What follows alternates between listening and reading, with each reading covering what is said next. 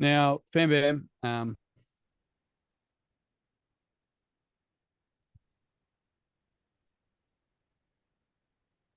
Couple of days. Think he's gone and got I think stuck. I think it's just Dave, isn't it? We're all good. Yeah, we're all good. I think he's just frozen. Good likeness. On a coaching call I had the other day, he freezed at the most perfect time. I should have screenshotted it. Oh dear. The He'll look of come back. perplex. Oh dear. It's very frozen. Internet in the gym must not be that great. Mm. Oh, He's- he's gone. He's Oh, gone. it says I'm now the host. Look at that. Oh, there you go. Gone up in the world, Jace. Yeah. Beautiful. I don't think I could speak as much wisdom as Dave, but here he is. Coming back in.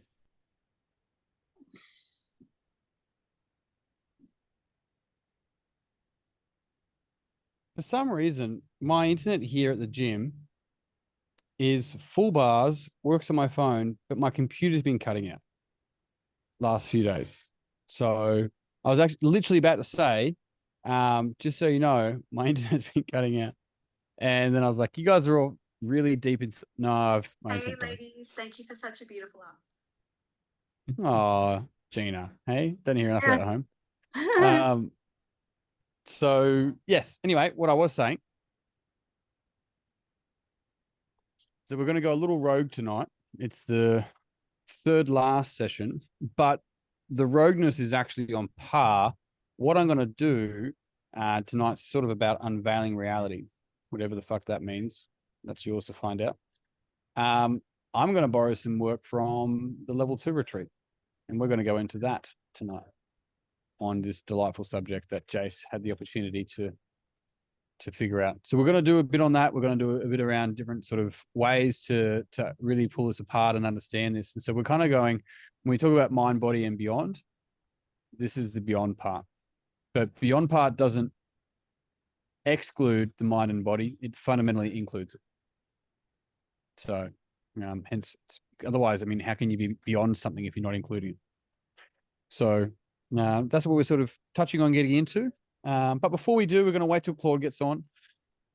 She's busy, I'm sure, tackling people into the beyond. How did you guys go last 2 weeks? What's been going on? What's come online for you? What have you learned?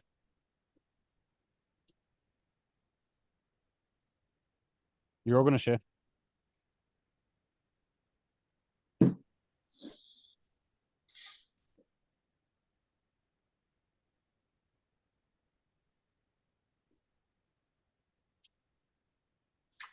I'm trying to be a lot more accepting at the moment, which is working to my favor. And accepting and just basically what I mean by that is not giving myself so much of a hard time. Okay. And it's, I just feel more at ease, feel more relaxed. Yeah, it's as you know, Dave, getting my energy levels back up again, my motivation back up again after going away has been challenging, and I feel as though I'm back on point, if not close to it, and it's nice. It's a nice feeling. Yeah, delightful. Yeah, and what was that a catalyst from our conversation? Yeah, and it's funny because we mentioned Eckhart Tolle and as a reference, so I started looking into that, and again, just things were just resonating with me over just his brief,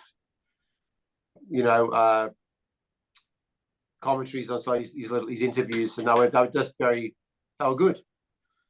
Yeah. And it just put me in a nice frame of mind to move forward, and to be I guess to be a lot calmer. Yeah, if that makes sense. Yeah. And so what have you noticed change for you? Like what if we're going to look at it as in like, what's the result we got? What results have you got from this shift? Oh, I've just been more at ease, like just more at ease with accepting what I do get done and what I don't get done, and just going, it's okay, you know, especially, you know, a week with my girl. And what I came to understand was I raised my voice at her over the weekend, and it really had an effect on her. And we had an open discussion about it, and it just made me realize that whole thing about being in the present and the potential of what you can create, and how I don't want to create. I don't want to get into that old pattern of communicating through a raised voice with anyone. And yeah, it was a nice little turning point. Very good. Sounds like it was a nice little one for you. Doesn't sound so little, but yeah. Yeah, it's interesting, right? Like it's powerful stuff, great stuff, hey? And it's also the kind of thing where sometimes we can work really hard and dig really hard at finding an answer. And then so often it's just fucking right in front of our noses, but as it often is. But at the same time, what seems like such subtle shifts, and this is for everyone, not just in relation to your share, although it's relevant. But we know the analogy goes that if a plane takes off on a slight, tiny little different trajectory, it ends up in a completely different spot, right? Like if you hit a golf ball on millimeters difference, it ends up difference down the fairway. And so that sort of small shifts, like they compound over time. And it's important to remember that. So great work. Great share. Anything else to add to that as well? Anything else comes to mind? It's also been a very enjoyable week at the gym. It's been really nice to come back and to just be in that energy again, and to, you know, just to work towards it, you know, to getting up early, going to the early sessions. It's very reinforcing and very encouraging. Yep. Again, that whole trajectory thing you just talked about, you know, staying focused on where I want to be and the destination I want to try and get to. So it's good. Yep. Yeah, lovely. Yeah, look, I mused on this myself today, having various things attempt to take my attention over the weekend and this morning. And we talk about time as a currency, is like the only currency that you can't actually get a refund on, that you can't get back. Like it's this sort of commodity that is the rarest commodity, and you don't know how much there is. There isn't unlimited, right? All this sort of stuff. But time's too broad of a statement and too broad of a label. It's actually focus, right? So it's time, but it's actually attention. And then underneath attention is focus. And so focus is the most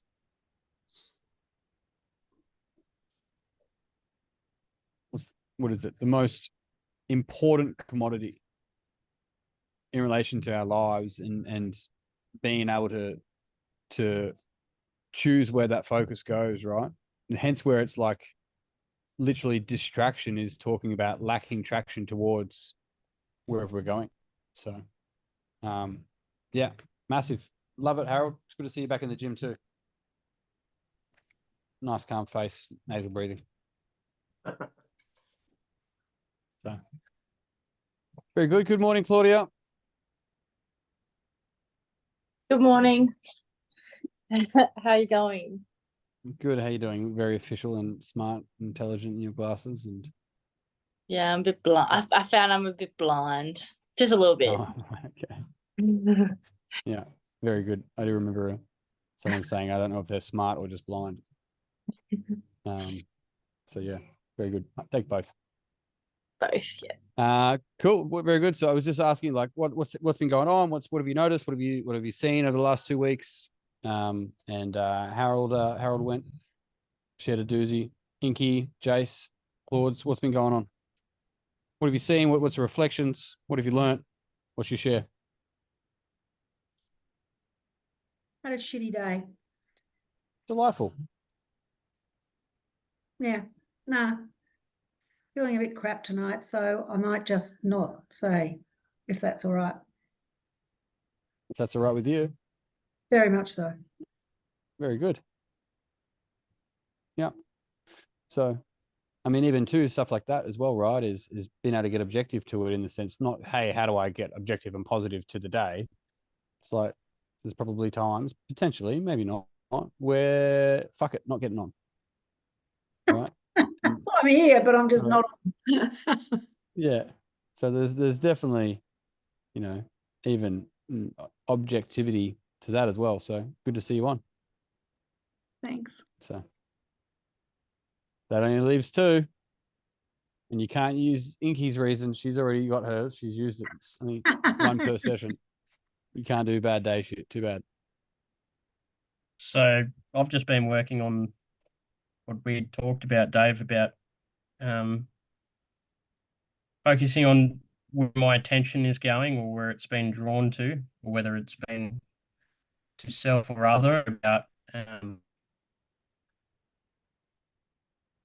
guess on behalf of like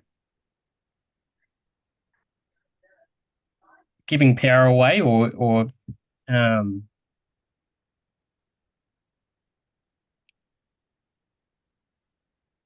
when it comes to doing a job, or and how old do I feel at that time? And just trying to catch myself on those as I'm working through each day. Great. How you going with it? It's easier to say than catch, but I am starting to notice. So something will happen and it will take me till the afternoon to realise. But the fact that it's still a catch, just a delayed catch. Yeah, we just call it lag. Hmm. Yeah. Yeah. Great. But just lag, more. lag time reduces. What was that? Sorry. Lag time reduces. Hmm. Yeah. So previously your lag time was like 32 years or something. I guess down to the end of a day is pretty good. Yeah, sometimes we forget that. It's like, oh, it takes me a day. It's like, how fucking old are you? You jumped in here, didn't even know you were doing it. Your lag time was 30 years, mate. Just and it's playful as it is. It's like that is a common path. It's like, oh, and there'll be days where you're like, days later. There's days later that I'm still like, I missed that at the time. And then even catching that is just like, once again, then layering it. Am I judging myself on that? Right. Mm-hmm. And not that judgment's bad, because judgment could be like, oh, I wonder how I can put myself in a better position to be able to catch that in the moment in advance, in the future, rather. Like that is still a judgment question because I'm asking how to optimize it. There's nothing wrong with that question. Right. It's literally the balance of perception and judging that's crucial and the choice around it as well. So, when we start to bring awareness to these patterns, if something's been a driver, right, for like as long as you can remember, then there's going to be for everyone. There's no one. I haven't yet to meet someone immune. And look, and this is talking to the point, and this is I hope a lesson for everyone. I find it hilarious, not used per se, when people do have this situation and they might go, oh, it takes me days, but I'll get better at it. It's just like, is that the judgment that you're just talking about? It's like they followed up straight away, right? Or they're just like, oh, it takes me days. Is that good or is that bad? Is that the external thing that you said that you're trying to catch? Like, it's so funny. It's just like, oh, fuck, there it is. And and this is some of the stuff that we're going to talk to tonight when we talk about unveiling reality. It's just sort of like moving past this, but that's when we bring this sense of playfulness to it. That's when we can really tear it apart. Right. It's like if you imagine trying to be too serious with a child, you've just fucked it, you've lost it. Right. You've lost it. you've lost the moment because we're being too serious about how we can improve it or what we can do better, whether we did it right, all this sort of like rubbish that's running us, rather than taking all of those concepts I just mentioned and applying it to work is great if that's what I'm choosing to do.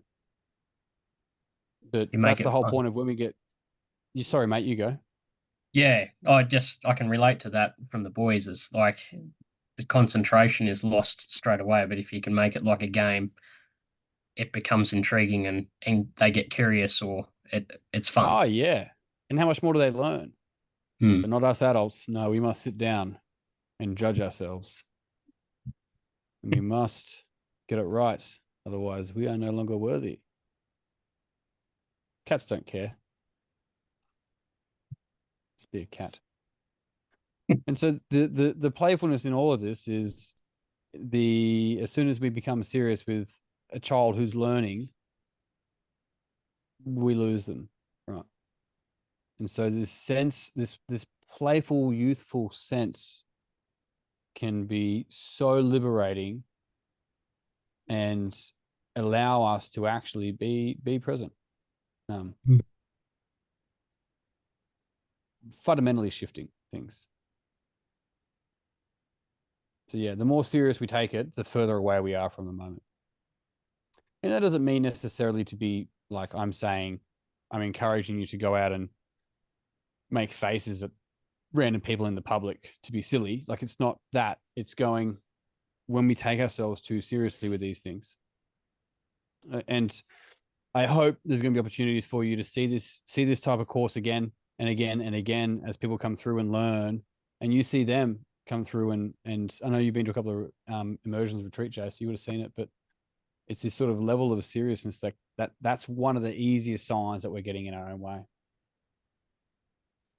Not too dissimilar to like, here's some space for us to get better and to work based on each individual's pathway. And then the coachee, the client, wants to get that right. Oh, we're back here again. Yeah, but I want to do it better. It's like, I hear that. Yeah, keep wanting it. It's almost to your point, H, around just the ease that has come from it. Right. And sure, a balance of what? Flow, a balance of what else? Force, is it? I'm not sure. Right. When do we wrestle? When do we dance? Is probably a question worth considering. But yeah, in both cases, when you try too hard, you fuck up the dance and you lose the wrestle. So, nice. Very good. I think that leaves one more. That'd be me. Am I? Oh, I don't know. Lots of things. I had a girl staying with me this week. She was a lovely girl from Canberra, playing footy with us yesterday. And one thing I found was like, got along with her really well. And then little things, like she was very vibrant, and little things would annoy me. And I was like, they only annoy me because I do them. Like they were little things that I do that I'm like, that I either judge hard or I actually do myself. And I was like, like what? Yeah. So I was like, be like a little bit frustrated with her. I don't know, for an example, or questioning her game. Like you would play a game, she go, I did this wrong, I did this wrong. And I'm like, shut up, Del. Like you did stuff wrong. Move on. And I'm like, oh fuck, I do that every game. I'm going, I did this wrong and this and this and this. And yeah. So it was kind of funny, like how she was this hyperactive version of me in ways. And it was kind of cool. But I was just like, oh shit. What was cool? To see it, like see that, see myself in Someone her. else, to be objective to it, right? Yeah, yeah.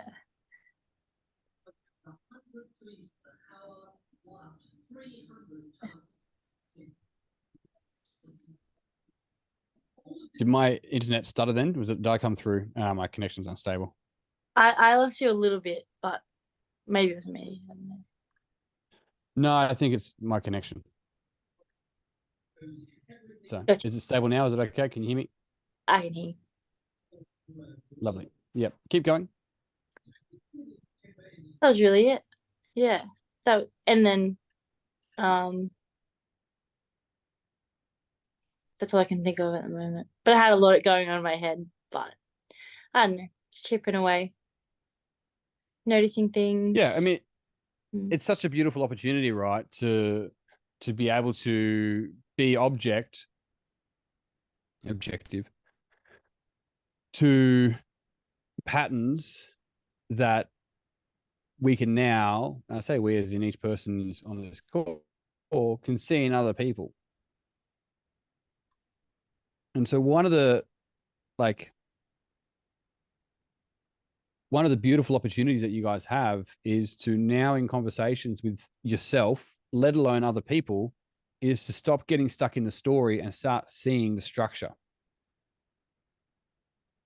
It's a really important distinction, right? And so in seeing in this example here, Claude's with, what's her name?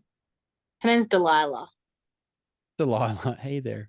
And so in the example with Delilah, seeing things that you know is stuff that you do, but more importantly did, and be able to see the structure of that, right? As opposed to getting, and it was what can happen when people get stuck in the story is that they're like, oh no, you did really well. You know, just think positive. Like, what did you do well? Can you name 3 things that you did well? And it's sort of like just is trying to do this positive thing as opposed to this opportunity to start seeing structure. Have you all seen,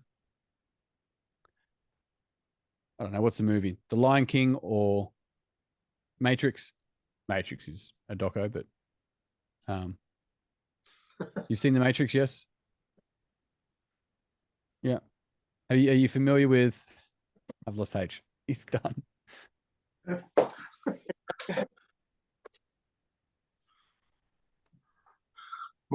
you familiar with Joseph Campbell's The Hero of 1,000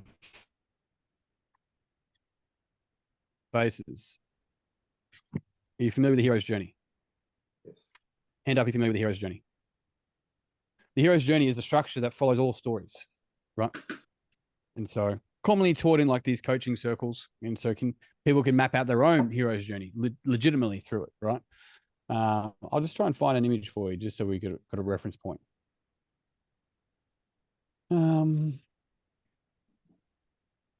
Hero's Journey. So I should get pretty ones done for Peak and Flow, shouldn't I? These are all pretty basic. The Heroic Journey sounds like someone's attempt to not get in trouble with it. Doesn't matter. This one's fine. So you'll see why. Well, you won't. It's up to you. Hero's Journey. Right.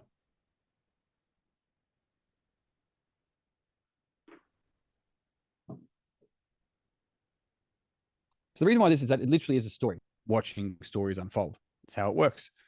And so the hero's journey, good old Wikipedia. Yeah, that's how you know this is a top tier course when I'm getting Wikipedia up. So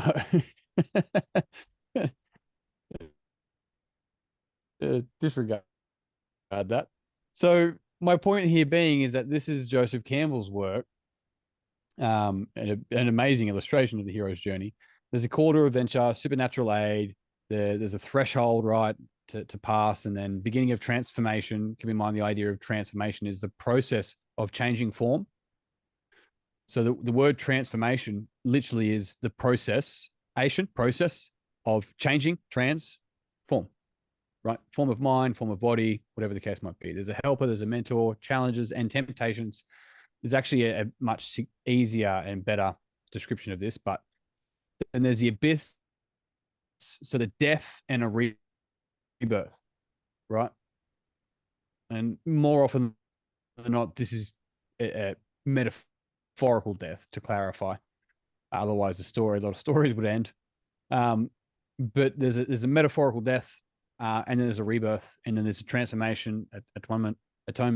Have you got me still? Am I frozen? You got me? You're good. And then return to the known. So it's an unknown world, return to the known, gift of the goddess, and then off we go. And so this is the structure of the best stories that we watch. Matrix, Lord of the Rings, Star Wars. Like, you can literally look it up, Star Wars Hero's Journey, and it will talk you through what's what. Matrix Hero's Journey. Call to adventure, right? He gets the call. Supernatural ladies in Matrix is Morpheus, literally Morpheus.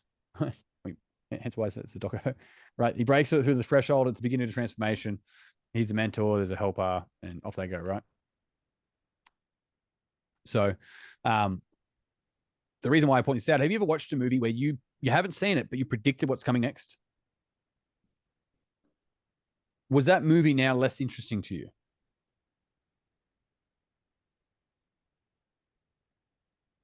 Compared to movies where you're like, oh, I did not see that coming.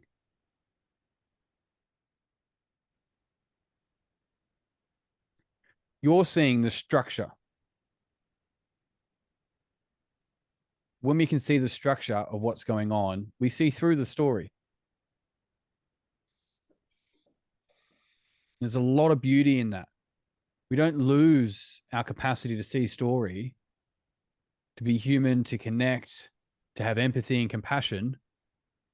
What we gain is the capacity to see what's going on behind the curtains. Literally unveiling, right?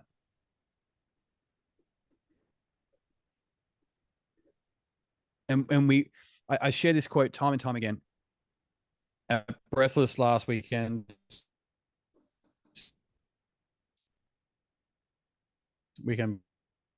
before, when we had breath expeditions doing breathwork training, actually do a breathwork ceremony for the ladies, and the ladies do one for the gentlemen. And so it's there's a lot of just you're teaching breathwork. And it was Mother's Day. So we have this beautiful opportunity to have this facilitation for these lovely women on the program. And I offer an introduction. That was my role, and someone else does what we're going to go through, and we all got a role to play in this presentation. And then before we start, it gets all the men share, something that they wish they knew before they started, and what they offer the women for their breath work and so forth. And it got to me at the end. I shared this quote yesterday for my lovely wife. And I stood up and I said, there's a beautiful quote that reads, "We're all just walking each other home." Today, you have an opportunity to go home, and we'll walk with you.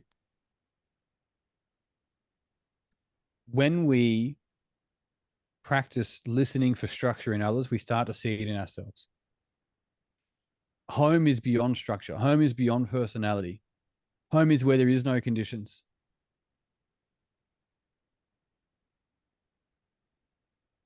All conditions are taught and learned. Some have a stronger grip, some have less. And I was explaining to Gina, many other people, but breath work can be both remedial and generative. So can developmental work. So can meditation. So can physical training. So can psychedelics. But we can't make it generative moving forward until we've done remedial work.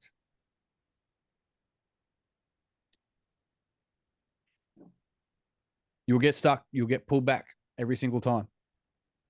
Doesn't mean we have to go, let's go into your past. It means the remedial work will come up. As you're trying to push forward, how you're holding yourself back will come up. There it is, my friend. Off you go. What are you going to do with that? It's not mine. I'm the mirror. But that remedial ends up being a handbrake. And we look,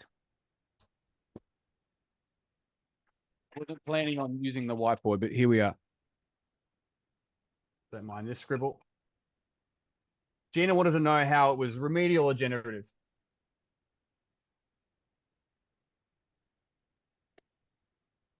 And I said to her, well, hopefully you can see this. Good enough?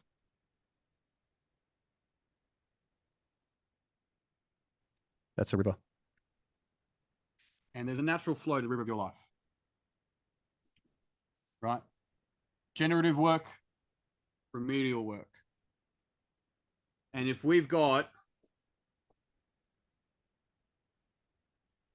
some big boulders there that are blocking the flow, we need to do remedial first. But as you attempt to go forward because you want to, this shit will come up.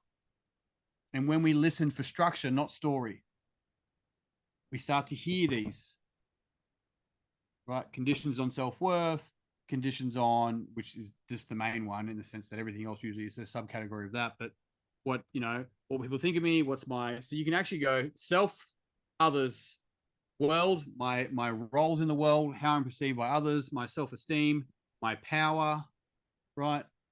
You've also got time, intention, meaning, and state, right? They're actually called matrices. They're the 8 matrices. And if we've got some big fucking boulders blocking that flow, then it's learning the remedial work here, and the flow can. And as soon as you move the big ones, it'll start flowing, and you can be generative in your programming, in the way that you're approaching it. And Gina's like, do you think there's still stuff there to remedy? Effectively, what she asked me, and I'm like, yeah, they're just smaller now. If you go to the bottom of a river, there's still fucking rocks. like, oh no rocks, no rocks in my river. You're like, that sounds like a big fucking rock, mate. But our ability to start to really turn and look at these and own them, and then learn how to own them and shift them, allows that river of life. And so when we get to here, we're all just walking each other home. One of the reasons why I teach is because I literally have developmental progression every single time I teach. It's a pathway of development for me.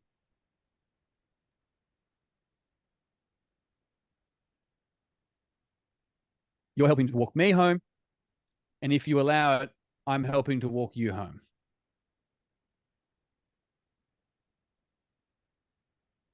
So you can bathe in the river of your life. No, I don't mind a metaphor.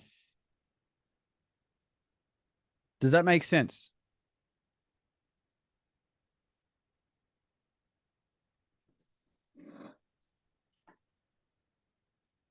So you can almost imagine that these boulders, these rocks, are personality structures. And the river of your life is literally your spirit.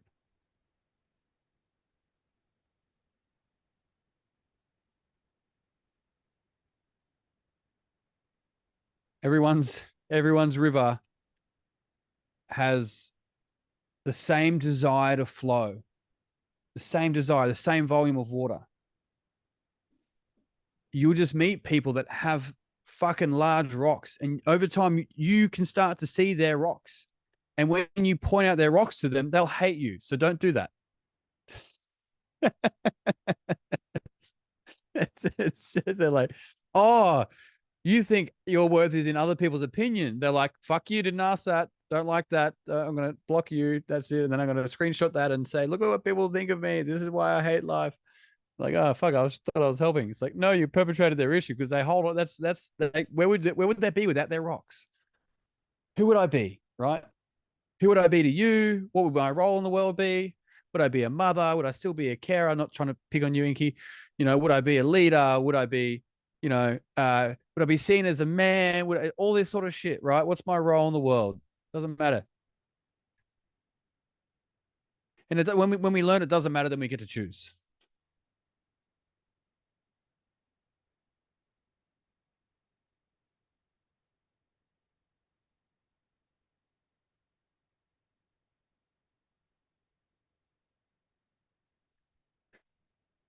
Not just when we know here, when we know that I'm not who you think my role is.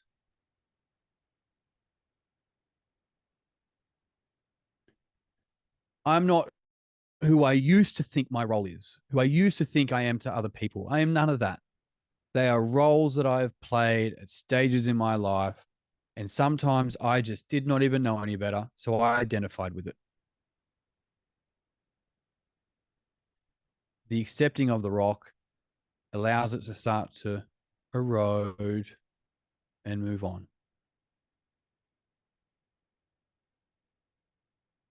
Ignoring the rock doesn't go anywhere. Right. I probably shouldn't find it as funny as it does, as I do, but it's so obvious. Like when it becomes obvious, right? All of this is.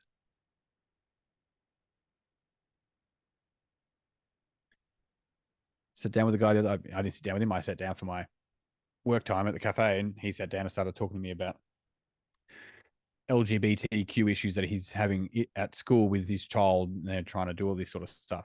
Anyway, I made a silly error of engaging with conversation, and it got into about 20 minutes of him continually talking at me, and me listening for structure. You could probably imagine how this went already.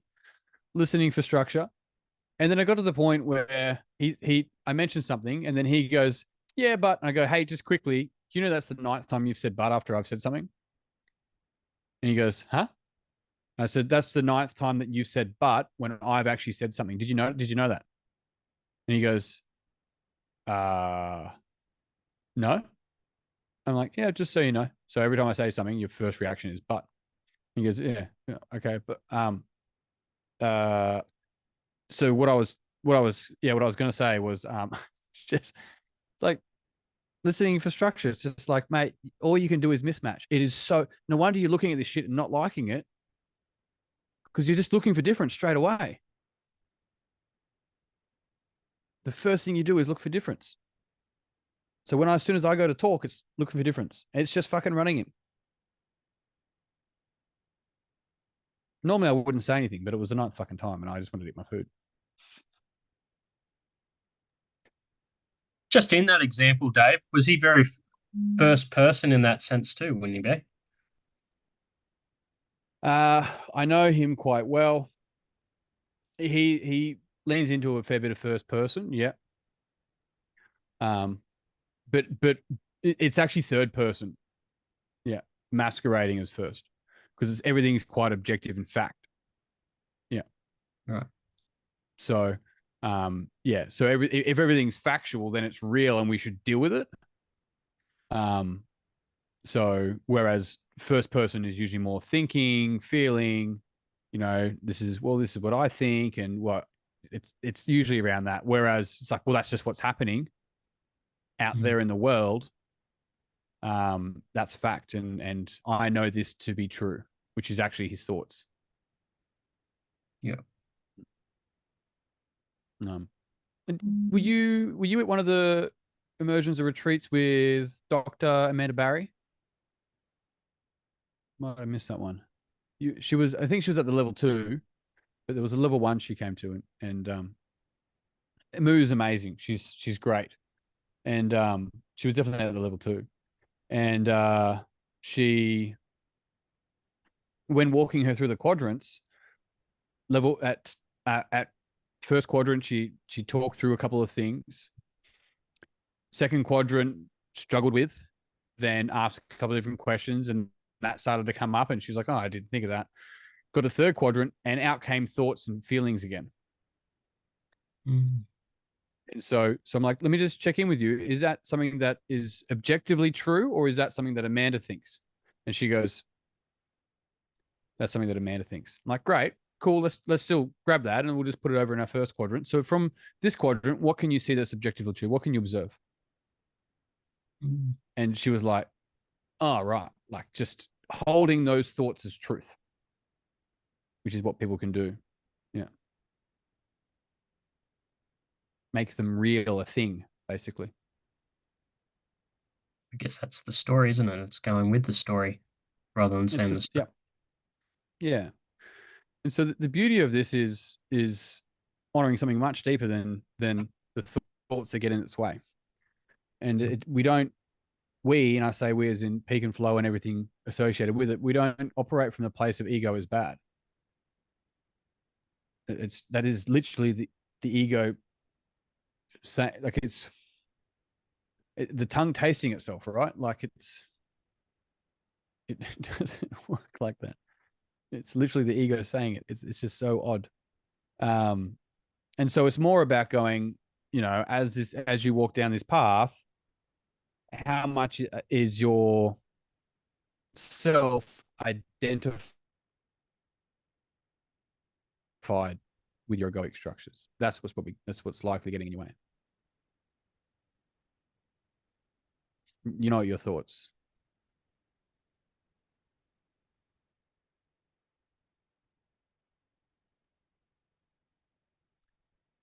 You're not your thoughts, you're not your feelings, you're not your body. These are all things that you have that you get to observe.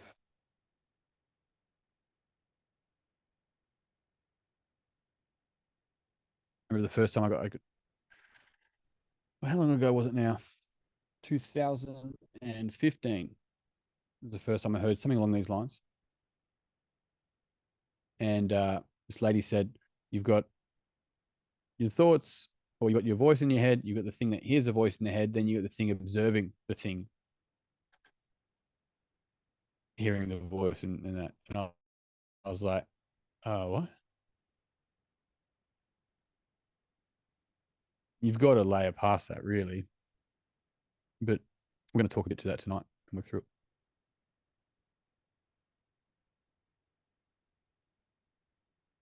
How you doing there, Ink?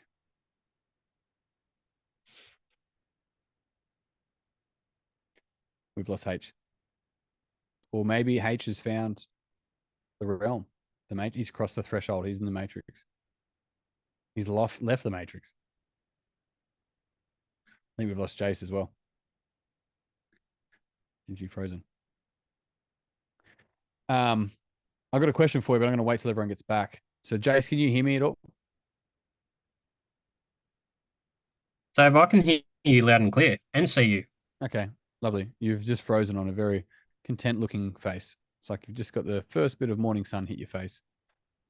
So here's a question for you three then, and see if H jumps back on.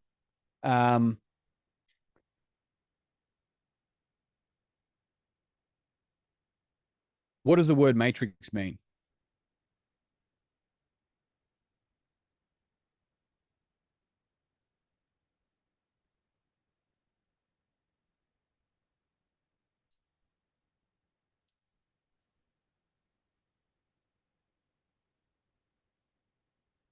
Have you unmuted there, Claudia? Oh, I'm unmuted. I thought it was womb, but only from what I've heard from you. That's a pretty good The- start. The womb. If I'm also the person that's asking it, yeah. But I'm like, no, yeah. Maybe I'm. Yeah. So matrix literally means womb. Yeah. Hence matrices, right? Matriarchy. And so it's there to protect us, to feed us, and we're dependent on it. The story, when we move past that and see the structure, we move beyond it. Yeah. So as much as we joke about the matrix being a doco, it's just simply pointing to there that this is the matrix that we create in our mind. I'll send H a little message and see if he's coming back on.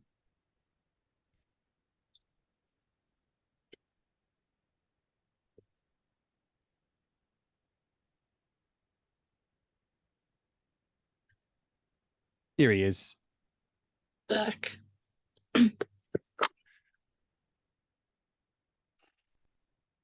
Welcome back, Mr. H.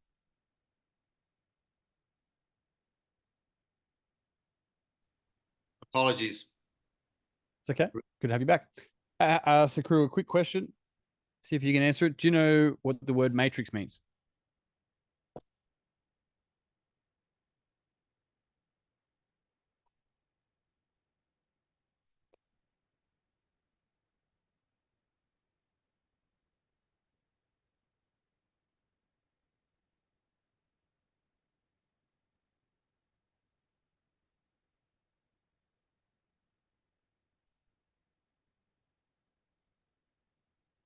Is it something that's multifaceted, multidimensional?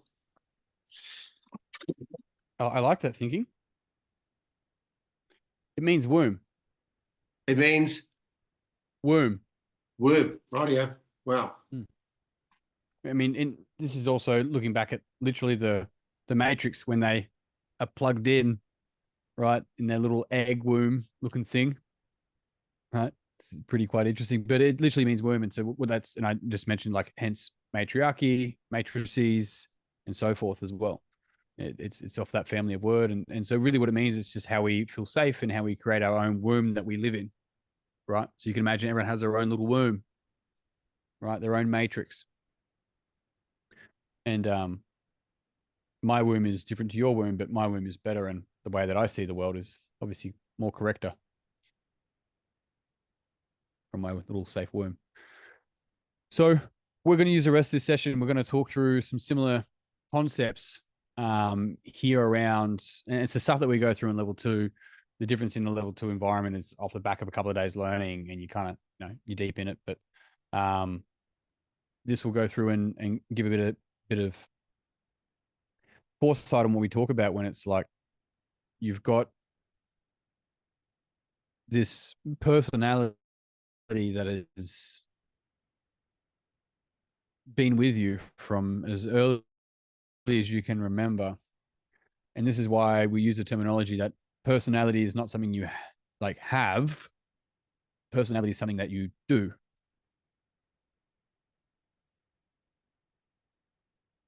So it's not a noun, it's a verb.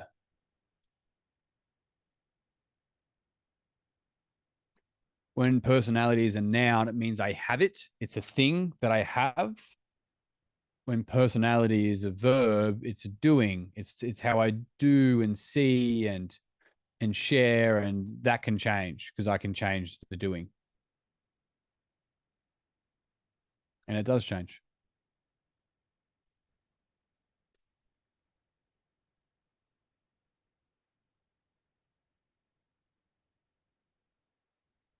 And so this is why the Enneagram is such a beautiful model, is that it helps to point to a, I think there's a great book called The Path Between Us, or The Road Home, something like that. I'll have a look. But it really, what it's pointing to is the road home. Is that the healthiest version of us is hardest to actually type because it's less obvious. All the big rocks they've been dealt with, right? Not they never came. They've been dealt with. They've been understood. They've been accepted. They've been integrated, not rejected. Not try and get those big rocks out of the water. Good fucking luck, right?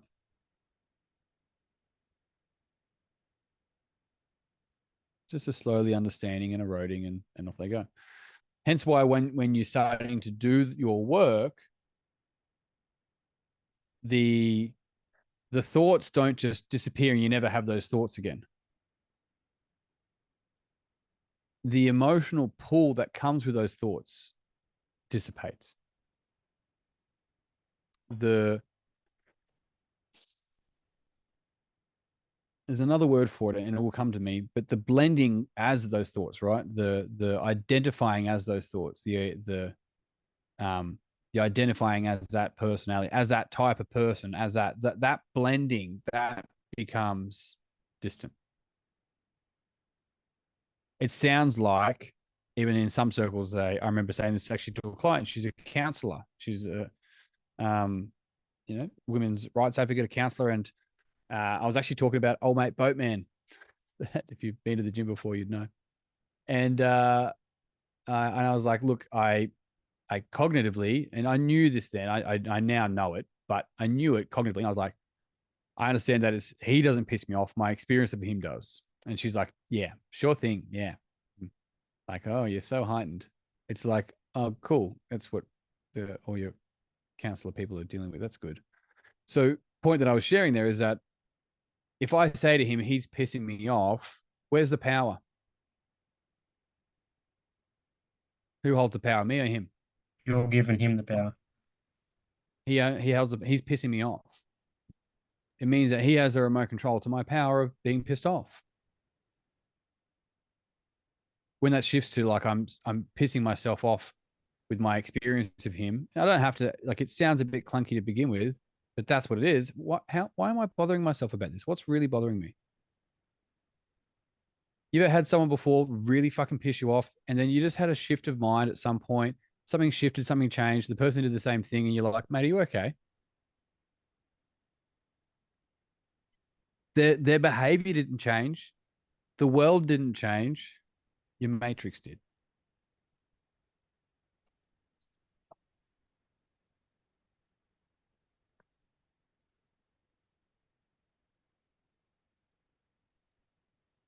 And so once again, it starts to sound like,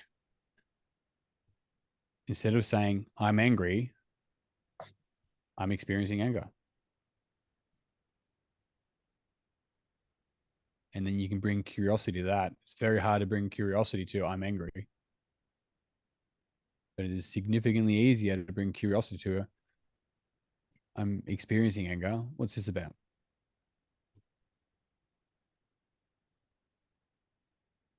Can you see the difference?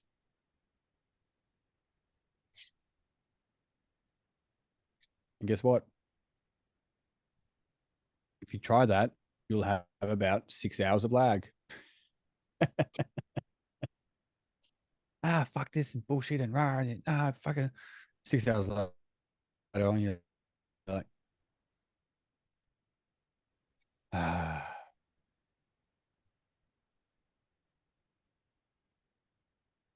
didn't take this part into consideration. Oh well. Is this landing? Is this making sense? Personality and self really is the term that I use. But it's the integration of personalities where we find ourselves and landing in personal essence. And that's where we're showing up intentionally.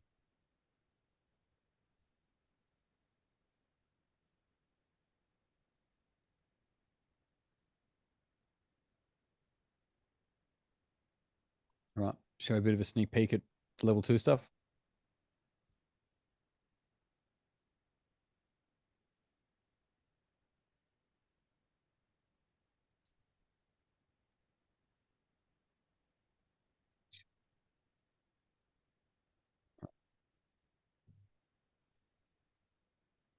So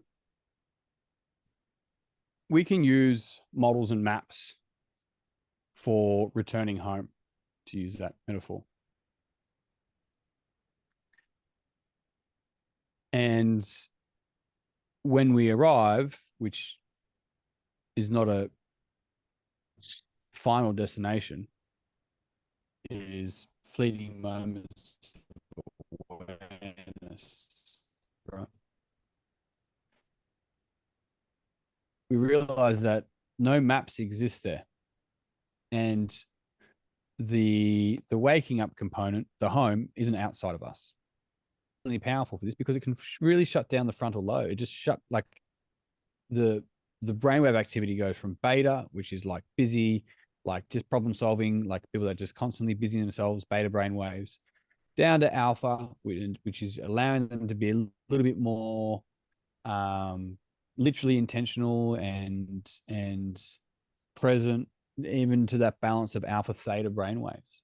And so theta being that sort of, if you notice yourself start to dream while you're awake or as you're falling into sleep, right? That's dipping into theta.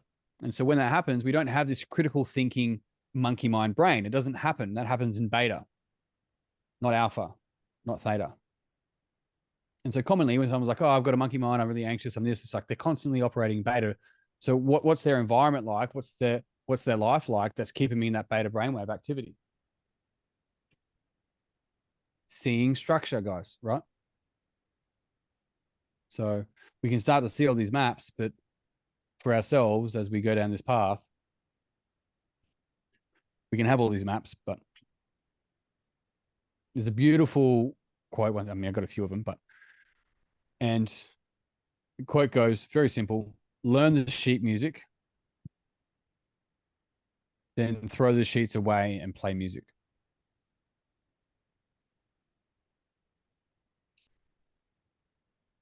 So all these frameworks help us to understand, but in order for us to really play our own music in that metaphor, to be home, throw the sheet music away.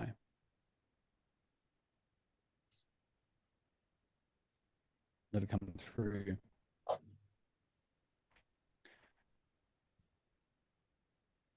So there's the voice in your head, there's a thing that hears a voice, and there's the thing that's observing those things, right? There's even a thing past that, but and that thing, it doesn't judge, it doesn't have an opinion, it just simply observes. But one of the challenges when we look at spirit, like, oh, is this person more spiritual or things like that? No one's more spiritual than anyone else. That's doesn't work like that. It's that turns it into spiritual materialism. And what that really is pointing at is making spirit something that can be more of. It's a material, right? So become more spiritual is like, that's literally spiritual materialism, because they're attempting to make it something that's objective. No one is more spiritual than anyone else. And spirit is actually the collective term. The individual term is actually soul, more often than not. More often than not. However, spirit is what can be through us and through everything. I've made my experiences of this pretty clear through my podcast and so forth, especially when it comes to psychedelic experiences and even breath work and stillness journeys. So for you guys, what is spirit? What comes to mind?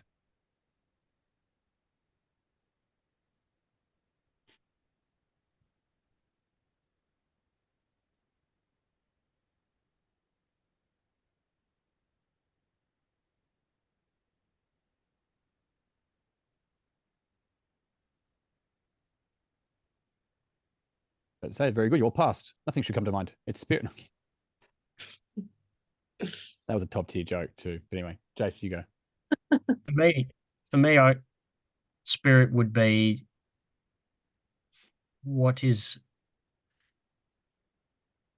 observed Okay.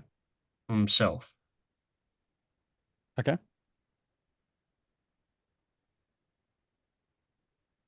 What is observed of self, did you say? Observed from self. So when it's From not self. Okay. Keep going. So, and everyone's spirit is no two people's spirits are the same, or my Okay. spirit different to another. It's Hmm. what makes us all individual, Okay. Yep. in my opinion. Great. Who else?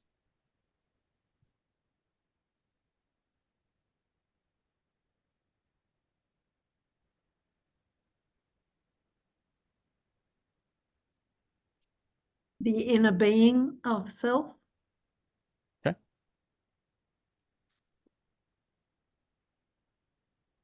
What does that mean to you?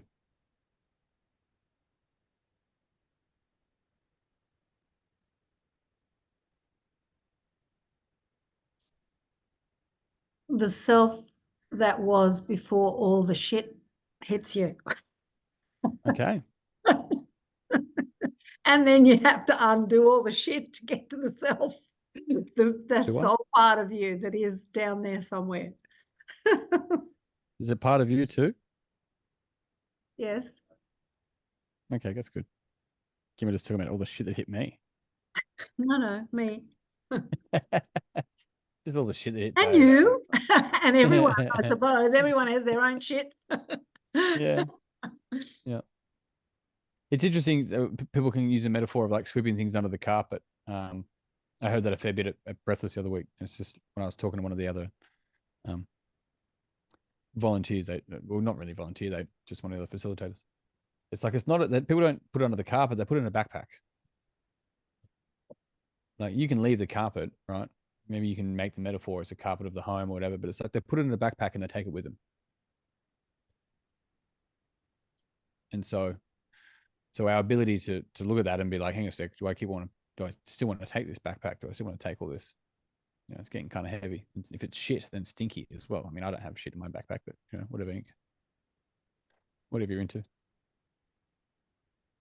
Cool. There's also another quote. It's like, read something along the lines of, "Who were you before the world told you who you needed to be," or something along those lines. Yeah, which speaks to that same point. Great. What else, team? One more or two more? There's two of you anyway. So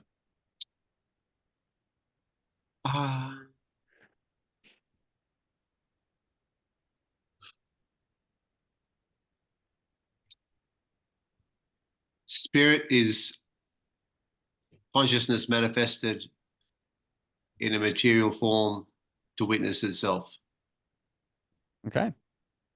and to experience itself.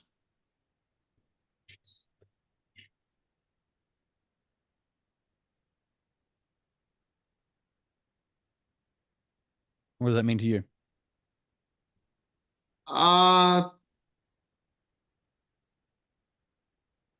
Well, spirit in its purity is as you said, flow is divine love is uninhibited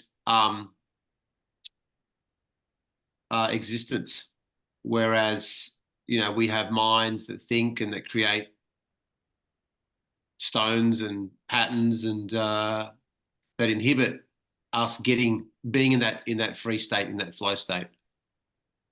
And through, as you said before, through, I guess, gaining a sense of agency to see the structure, we're able to see through the story and see its irrelevance, and then come to a point of wholeness with the spirit. Okay. Lovely. Very good. What about you, Claude?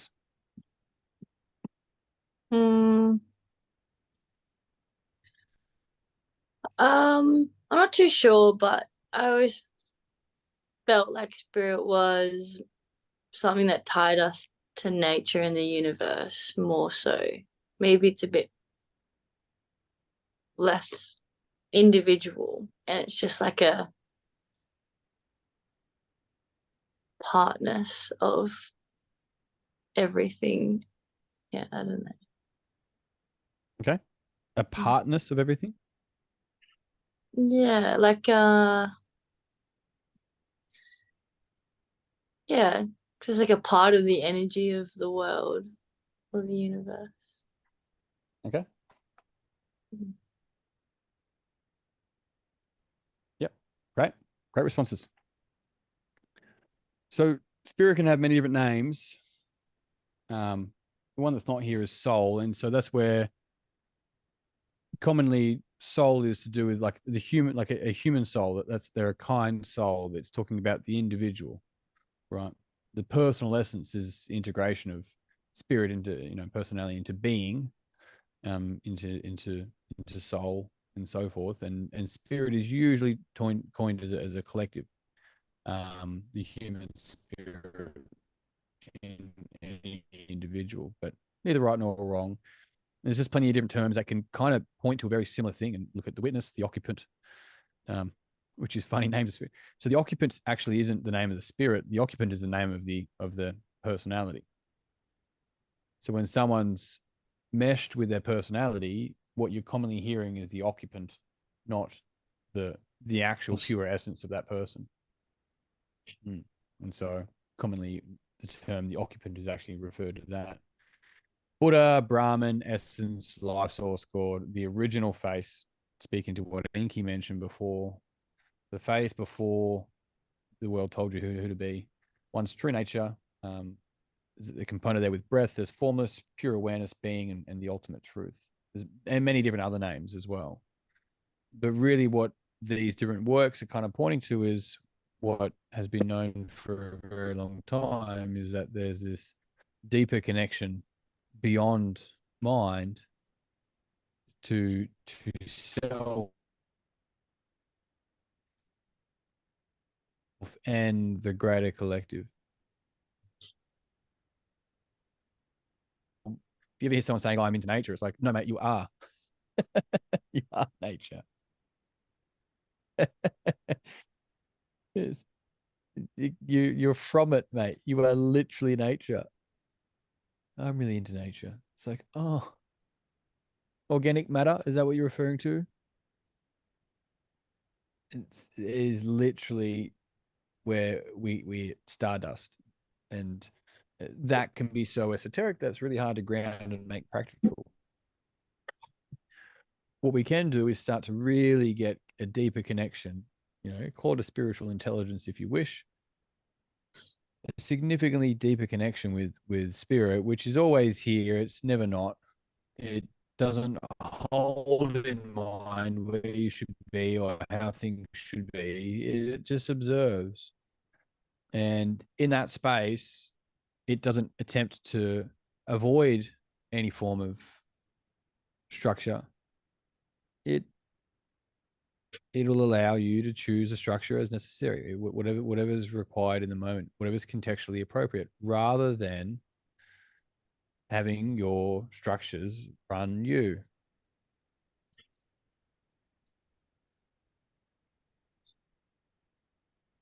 So the greater our connection to this, the greater we can see our own structures, the more choice we have.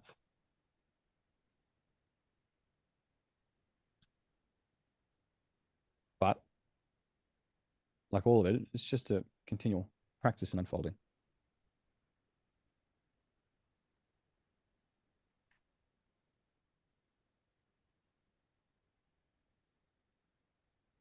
So from Wilber's work, which is an accumulation of a lot of other works, we see three faces of spirit. These fit into the quadrants. It is both the right-hand quadrants, right? So the big three, which Wilber still talks to, is actually I, we, and it. And so with it, it's to know it, it's to learn it. It's literally, we're making it now by talking about it. And that's to know it, to learn it. And then also in what is the fourth quadrant, the nature, the extension of spirit. We are not separate to anything else in this existence of the world, let alone the universe.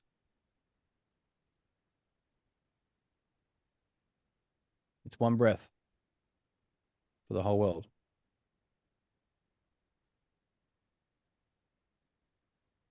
You zoom out far enough.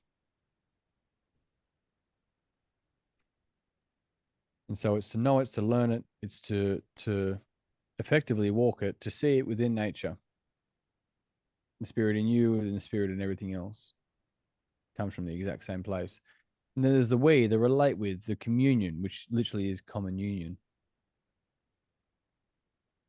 And so when we get to share our stories, when we get to share our connections, we get to relate with, we get to have a community of communication.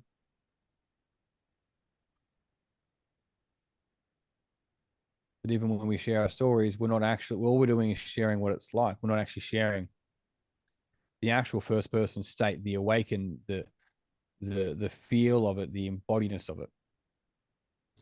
So I is first person state experience. It is how we interpret it. We interpret it at the stage of development that we're at.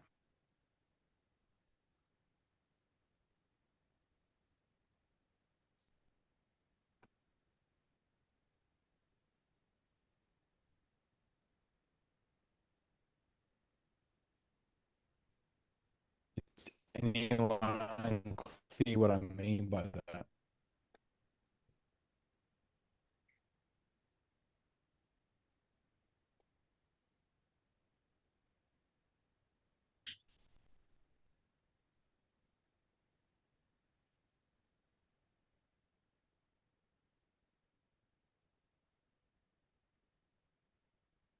So tonight's really about talking about it, about knowing it and being able to label it so we can know what we're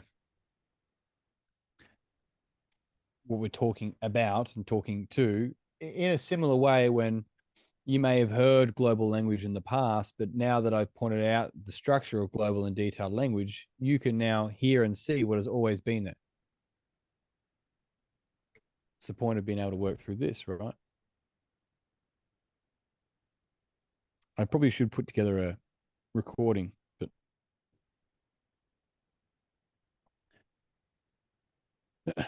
there's a real simple process. I call it a stillness journey. People can meditate, people can do breath work. There's a whole variety of different ways. And we facilitate this on the level 2. And what this is allowing the person to access spirit. And really what that is it's like the clearing of all the fucking rocks. It's almost Moses is just, cleared rocks, not water in this case. It's just clearing the rocks, and just for that moment, you are nothing but spirit. There's just a complete swallowing. And it's like waves. It's not a consistent state. It literally will come in waves.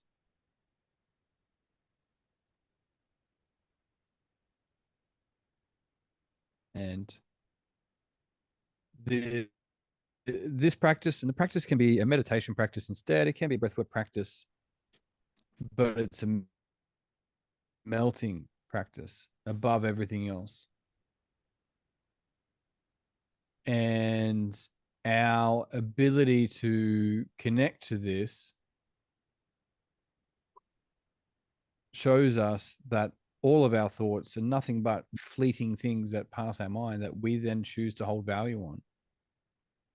And the power in that is that we start to see, unveiling, we start to see past the veil.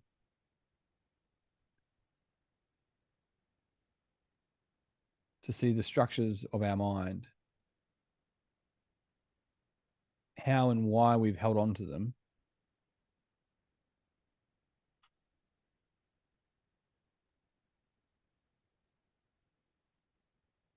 then being able to come back and use the knowledge we've learned around structures and our understanding of self and other to make choices moving forward, to see what's useful, to see what's not useful.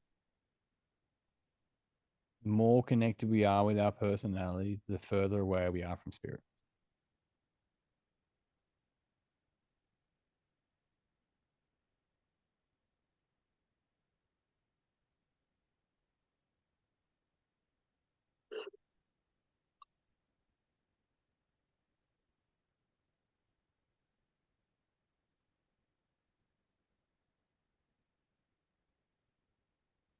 Spirit is never in the future.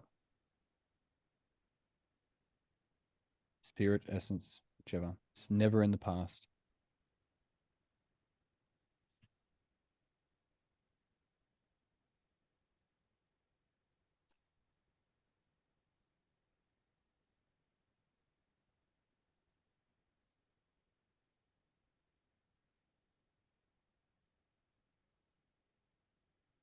Question for you, H. Genuine question. With the accepting that you spoke about earlier, has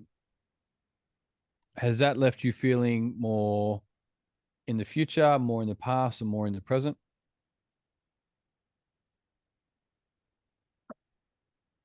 No, it's maybe more present, that's for sure, because I'm trying to just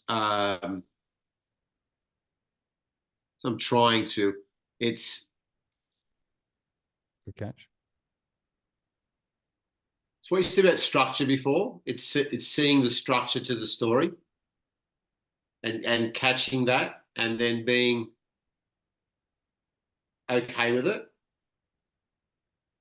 Okay. What's that And like? to just go, this is okay.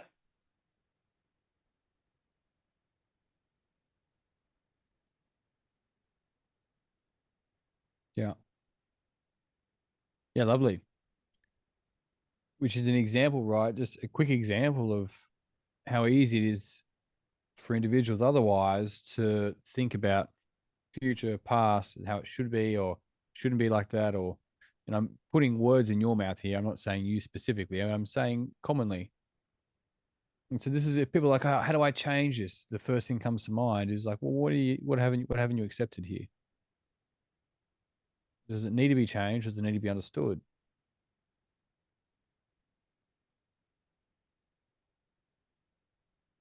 I mean, there was a clear example when I was running late to take Layla to judo. And this was the first time to take her. And I started getting heated up and I was like, give myself a hard time because I was running late. And then I just caught myself going, it's okay. It is what it is. Being in this state isn't going to change anything. And it's probably stressing out Layla, your daughter. So it's okay. Everything's okay. And everything just fell away at that point and just accepted. It just drove there. Funny enough, got there when we were meant to get there. Everything was fine. And again, it was just that personality, that story of mine, not wanting to be late, was just playing out. But I could see it. How good is that? It was good. It was really good. Can you see the And potential intergenerational shift that this can also contribute to? that's the whole reason for it. And that's the whole thing with my daughter saying to me, Dad, I don't like it when you yell at me because I get yelled at when I'm at Mum's. And that made me just realize, yelling's always was an intergenerational thing about how to express oneself and how to communicate through intergenerational trauma and all that sort of stuff. And I'm just going, well, that's not okay. And I'm going to work on that and focus on that so that when it arises, I can nip it straight away and respond to my daughter in a very, very calm manner, even though I'm feeling anger or I'm feeling anxious or I'm feeling whatever. But I can convey it in as calm a way as possible to her. Yep. So that she learns that's the way to communicate and that's the way to comprehend as well. Yep. Yeah. Awesome. Hey, how good. Well, the reward is just seeing your daughter's response. That's the reward. Yeah. Because it comes back to you not, as rage or as yelling or as it's not a violent energy anymore. It's just a really penetrating truth. It just comes from a very nice place. And can you see the quote here, guys, of we're all just walking each other home? Me, you, in this case, Harry's daughter.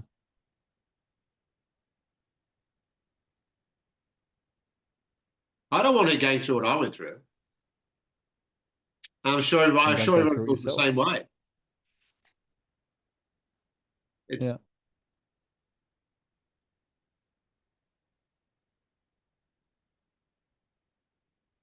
Yeah, lovely.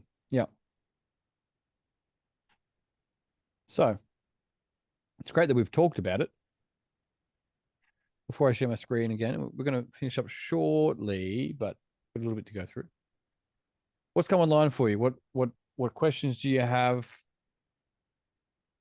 What thoughts have come up for you? What landed for you? What didn't land for you? I want to hear from you guys.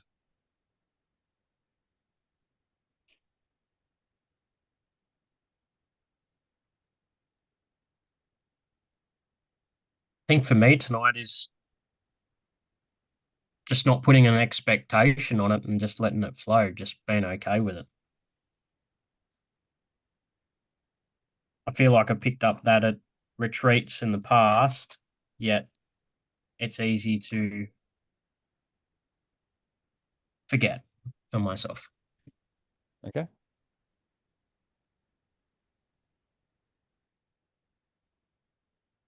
Yep. Anyone else?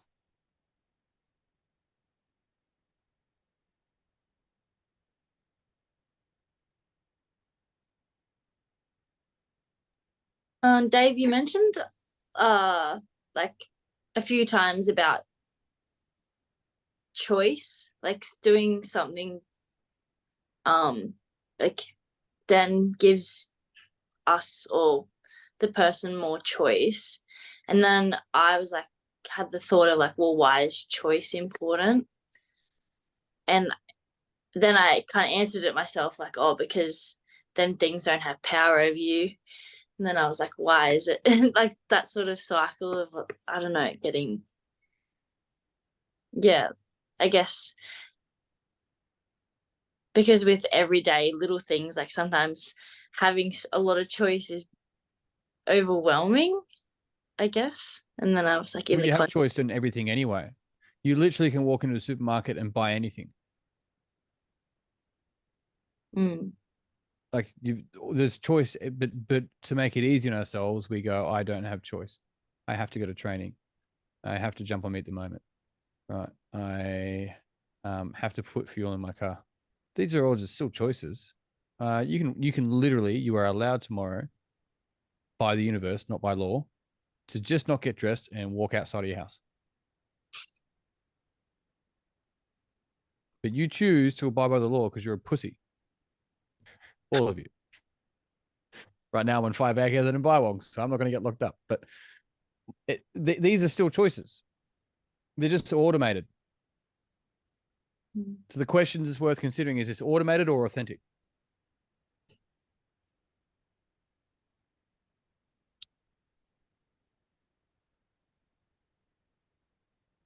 Automated's fine. I'm not saying each morning it's like, should I open my eyes or should I not? I'll open my eyes. Do I roll out of bed? Do I get out of bed? Yes, I get out of bed. Okay. Do I roll out? Do I sit up? Do I go left? Do I go right? Like, I'm not saying to choice there. Automation is fine. The choice is how am I choosing to respond? Like being able to, and there's a common trend in the fitness industry that went around. I'm sure it'll come around again. I don't have to go to the gym. I get to. So what that's pointing to as a person now, I get to. I'm choosing to. Yeah, I don't have to look after the kids. I get to look after the kids, right? Yeah. Like those sort of things. So that's just pointing to choice, but choice is coming down to ownership, to power, like you spoke about. Because where in your life do you feel like you don't have choice? Because I can assure you that in that case, there's probably power, a leaking, a lack of power.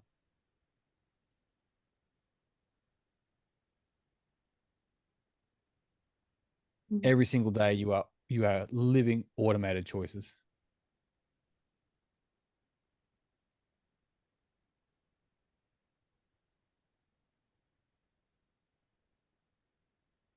Does that help speak to that? Mm. Yeah, definitely. Um, yeah, definitely. And just like the whole idea of yeah, by saying, oh, I don't have a choice, it's very likely a lie. Well, And you're or choosing not to have a choice. yeah. So That's your choice. yeah, okay. Wow. Yeah. Show me someone who doesn't trust themselves, and I'll show you someone who trusts themselves to not trust themselves. Oh my God. Like, I don't trust myself. It's like, but you trust that? They're like, trust what? It's like, do you trust that you don't trust yourself? Ah, fuck. I don't have a choice. So that's the choice you're giving yourself. It's like, the playfulness allows it to see the absolute absurdness of it.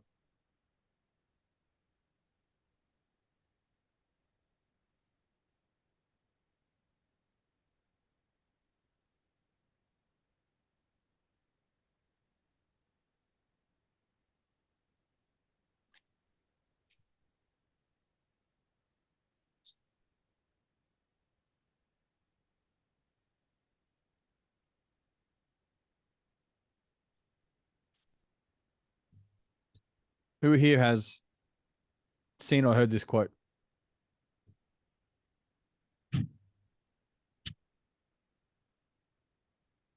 If we ignore the sacred, the mundane will crush us. If we ignore the mundane, the sacred will burn us.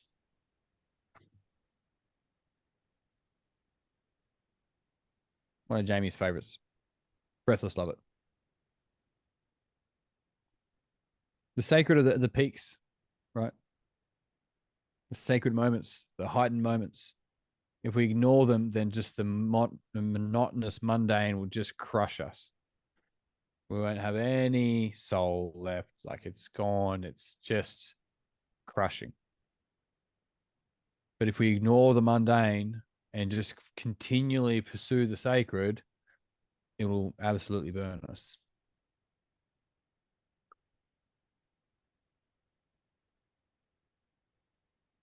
If you can't find the spirit in the mundane, you're looking too hard. There's a line I wrote thing before. And what this is simply just that there is absolute beauty in the sacred. And it's crucial because it gives us the moments, the fleeting moments of understanding the connection that we have with the earth and the universe and our literal existence, the fact that we are a babushka doll in a millennium of babushka dolls from those that came before us, from the earth they ate from, all those sorts of things, as opposed to seeing ourselves as some sort of objectively separate human being from all of these time and space, right? And so if we continually pursue that, then we miss the mundane. And so this is the idea of we're living in this really phenomenal space of just continually connected to spirit and void of ego. Good luck paying taxes. I hope you have fun being greatly connected to spirit in jail, right? So it's this idea of that there is spirit in all of this, in the sacred, mundane, in all of it. It's always there. Commonly why in a lot of the like spiritual camps, whatever they're called, people get there and they're hoping to learn how to meditate and in this case meet the rapture, meet themselves and be big mind, and they're given a cleaning brush and some suds. They're like, yeah, we'll get to that. You got to go clean. You're here, you're going to live for free, you're going to eat for free, you need to clean. And so they're cleaning. Like, all right, this is fine. Hour passes. They're like, fair enough. 4 hours pass. They're like, what the fuck? 2 days passes just cleaning. This is bullshit. I came here to learn. They're missing the point that it's there anyway. It's there when you're sitting in traffic. It's there when you catch yourself judging yourself. It's there when you're in conversation with a person that you absolutely cannot stand. It's not just in the sacred. And our ability to return home is what I call it, allows us to have spirit in the sacred and the mundane. So your homework is to go back and read over your results. Real simple to begin with.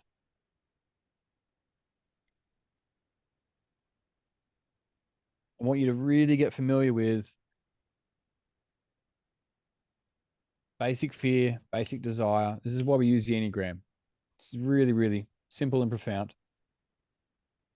Who here wants to use their main type as a quick example?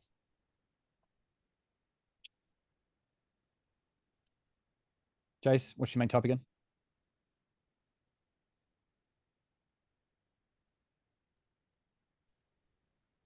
Fold go. Better be quick or someone else will steal it. What? What type forgets shit? I should know this. What type judges themselves?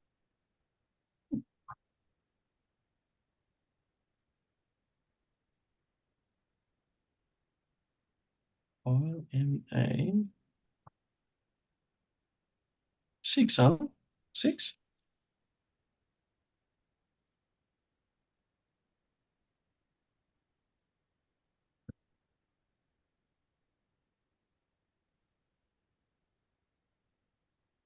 A loyalist. Thanks. These guys saw my guess. The commuted, security orientated, right? Type engaging, responsible, anxious, and suspicious. Bit of two in you too, though, my friend. Basic fear of being without support and guidance, commonly to do with a fucking father issue, actually, funnily enough, or at least a masculine issue. Them not being able to teach us how to actually how to trust ourselves.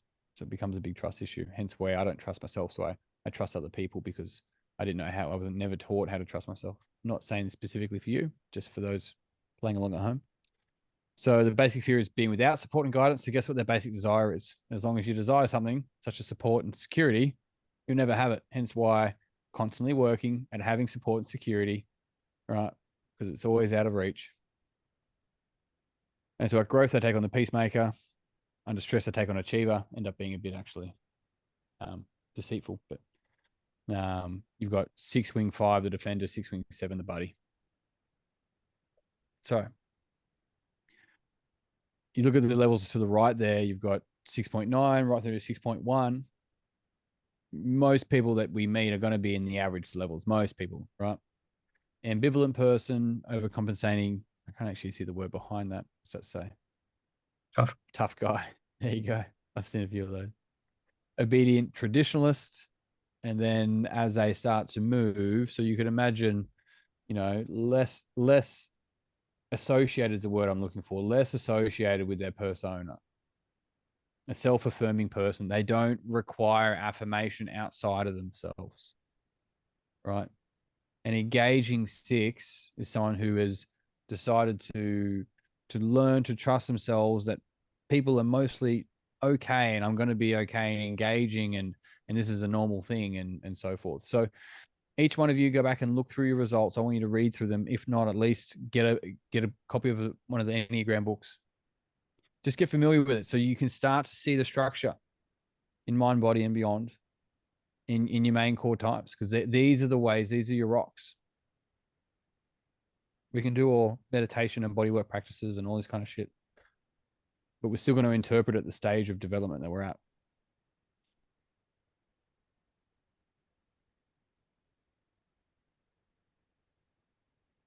Question, Dave. It's good. Enneagram types. How often would you do that test? Like I feel like as growth happens throughout your journey, do you forever stay things would change down the track, right? You get less associated with your personality, yeah, your core type. You don't get more associated with other types. So the main structure or the main personality type will still stay very, yeah, okay. Yeah, a lot of people that have done a lot of work, it might be very hard to actually type them. Yeah. So it's not that you go from one personality to another. That would literally be called bipolar, to some degree. But it literally is, people would associate less with their persona, so they start to gain flexibility in how they show up. And so gotta laugh at a H. That's good. So they become harder to actually identify. Someone who type 8 used to be quite assertive and overt and aggressive starts to bring compassion to themselves and compassion to others and patience and perspective and second person qualities. Then they actually start to take on qualities of their helper. They start to look less like a type 8, but they don't become a type 2. So it's the positive structures around the type, positive or from a path of integration or healthiness or security. Yeah. They'll usually take on like the qualities of it. Yeah. And that's integrated into their way of being. So look, I mentioned this to Gina and she's like, oh, not that, she knows, but as in my example, I'm like, leaning into type 8, when I'm under stress, fucking leave me alone. It's just this like brick wall, shut the door, leave me be, fucking just let me sit for a while, which is the investigator going in. I need to figure this out. I need to think it through. I just want to have a bit of an idea. Let me just get my thoughts together. And then when I feel safe again, I come out of that. But at its extreme, right? And under security, it's take us on the qualities of the type 2. It's a very surgeon helper that holds space and does not do the work for other people, because I had to do my own work. And I would never take the hero status in your story.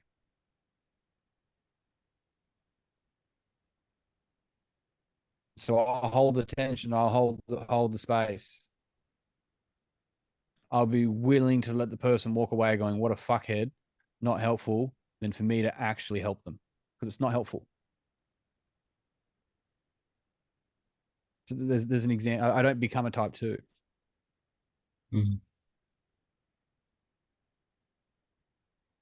That So makes the flexibility isn't just within the Enneagram of the passive integration. The flexibility is in choice of how I choose to show up overall. At this point, I still see some utility in the lovely type 8ness, and maybe it's to do with some sort of masculine drive or something. I'm not totally sure, but yeah, a couple of tattoos, some muscles, and long hair and a beard. You know, you won't see too many. You'll see a fair few type 8s like that. I definitely have. So let me put on some armor, right, to protect myself. Sound familiar to anyone? You start seeing structure, guys. Fucking start to see something completely different of self and another. All right, what's it called? Sleeping at last.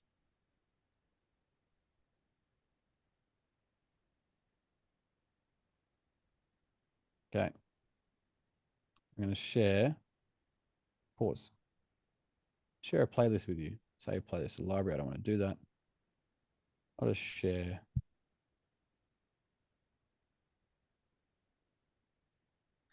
So there's a YouTube, I've seen it on YouTube, called Sleeping at Last. They have literally a song for each Enneagram type. That's the type 1. You'll be able to find the other types from there. Listen to them all. Read up about your type. Listen to a podcast about your type, right? Do it about your type. Learn about it, understand it, see it, start to see all the structures, start to get really familiar with that. And if you really want bonus marks, do it for everyone else's as well. Because you seeing stuff in them will help you see stuff in you. We're all just walking each other home.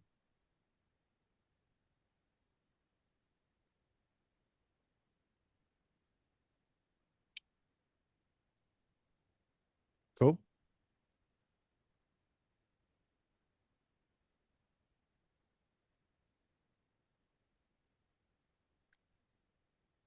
Lovely team. What other questions do you have before we sign off?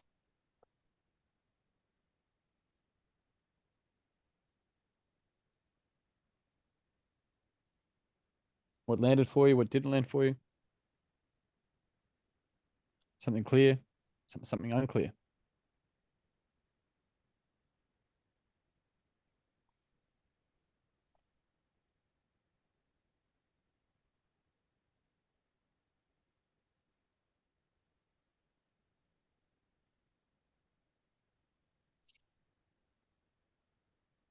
Speechless, eh? Or are you just accessing spirit and observing, being the witness of the occupant?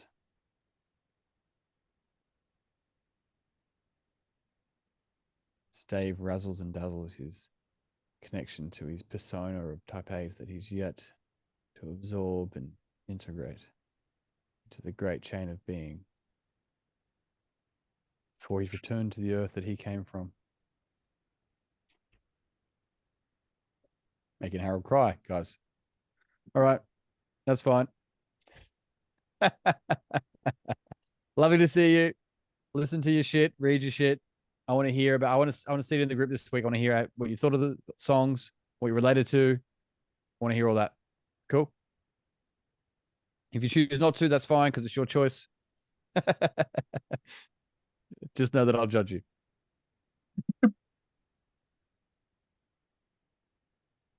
Not See you all. guys. Bye. I can't deal with you, Dave. It's too funny.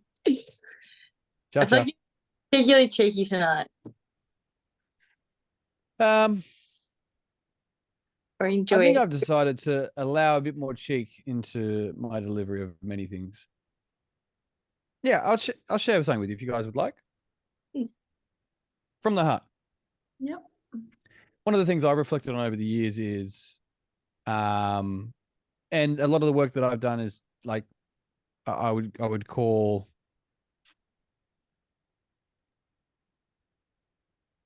let's call it healing the inner child, for that sense, right? Meeting myself and learning to settle the inner child that would still run the show and have tantrums as an adult and all that kind of stuff.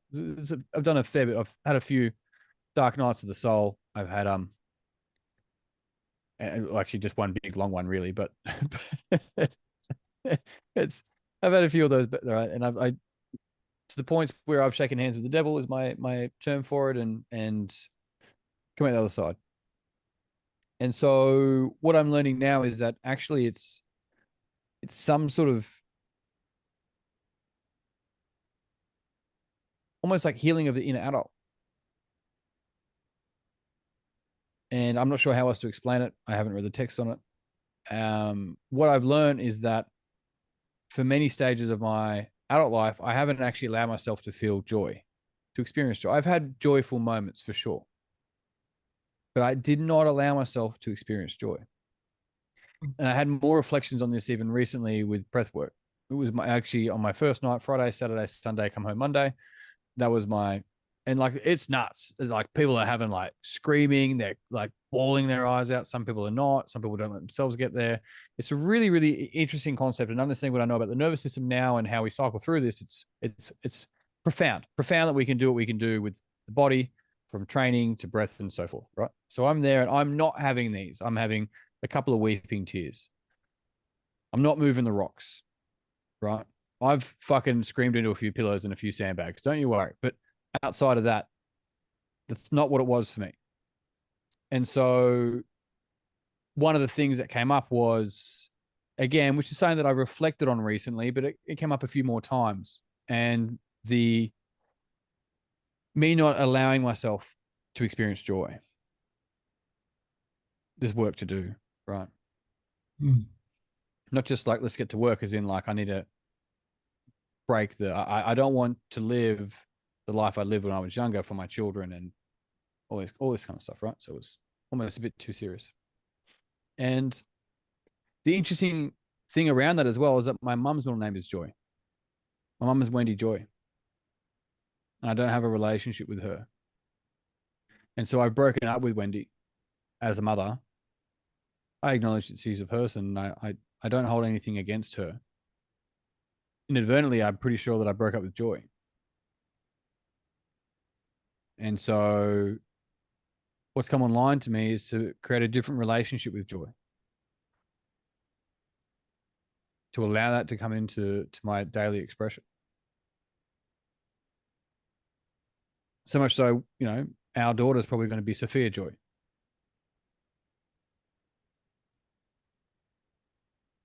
And so the cheekiness, I think, that has come through this as well, and doing the stuff, even like Breathless was great, and it's great because I feel like it was on the mountain of knowledge that I stand on.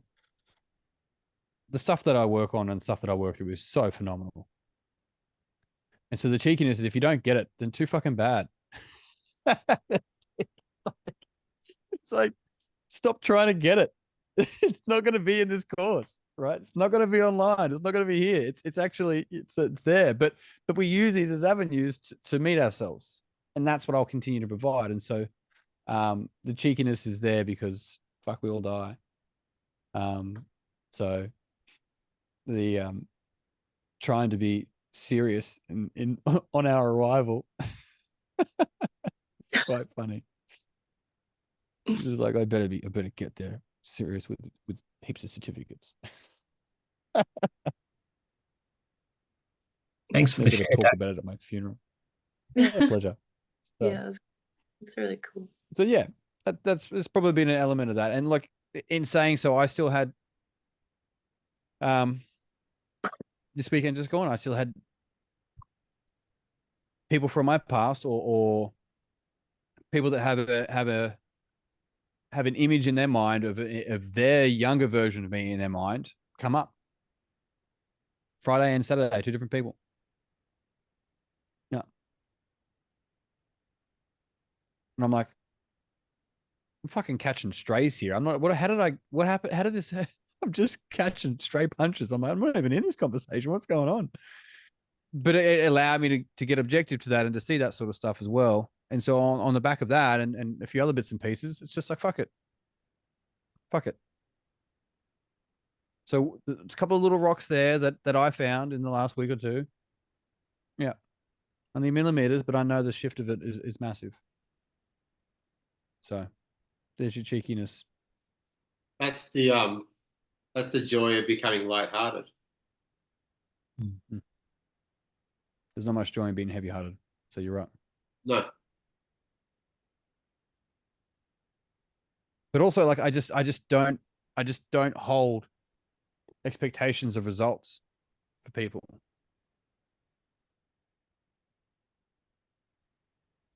It's one of the best things I can do for people. It's hard to understand sometimes, but it's because of everyone that I work with. Yeah. Cool. Great to see you guys. Doing your homework or not, your choice. Cool. Book in as well. I want to see your faces. Will do. Cool. Bye. Thanks. See you guys. Bye, guys. Bye all.